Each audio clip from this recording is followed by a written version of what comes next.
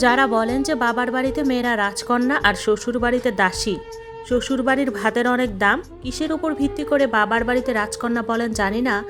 এতটুকু বলি, আপনার অভিজ্ঞতা স্বল্প, এখনও বাস্তবতা দেখেননি, এই জন্য বাবার বাড়িটা আপনার কাছে রাজপ্রাসাদ। অল্প বয়সে বিয়ে না হয়ে 30 বছর পর্যন্ত অবিবাহিত হয়ে ঘরে থাকেন, দেখেন ভাতের নলা গলা দিয়ে নামে কিনা। প্রতিবেশীর অল্প বয়সী মেয়েটা যখন বাচ্চা কোলে নিয়ে আপনার সামনে দিয়ে হাঁটে, তখন কেমন অনুভূতি হয়? আপনার জন্মদাত্রী কিভাবে আপনাকে কলিজা ছিঁড়ে আঘাত করা খোঁটা দেয় বয়স বেশি হয়ে যাওয়ায়? কোনোদিন প্রতিবেশীর খোঁটা শুনেছেন?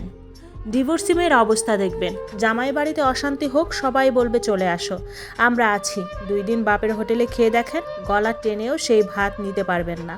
আপনি যা আদরের কন্যা, দেখেন আপনার কিং বাবা আর কুইন মা উঠতে বসতে কিভাবে খোঁটা দেয়। আর যদি ভাইয়ের হোটেলে খান, ওইটা ভাত মনে হবে না, বিষ মনে হবে। আর আপনি যদি কালো হন, আর কি বলবো, জন্মের পর থেকেই শুনবেন আপনার কোনো গুণ এই সমাজ দেখবে না। তাই আপনি যতই বলেন না কেন বাবার রাজকন্যা আপনি, আসলে কি তা এখনও জানেন না। সব কিছুর একটা নির্দিষ্ট সময় পর্যন্ত মূল্য থাকে, হোক সেটা মানুষ কিংবা পণ্য। মেয়েদের যদি জামাই বাড়িতে সুখ না হয়, তাহলে বাপের বাড়িতেও সুখ নাই। বাপের বাড়িতে বিয়ের আগে কিছু বছরে কেবল মেয়েরা রাজকন্যা হয়ে থাকে, তারপর এদের দিকে কেউ ফিরেও তাকায় না।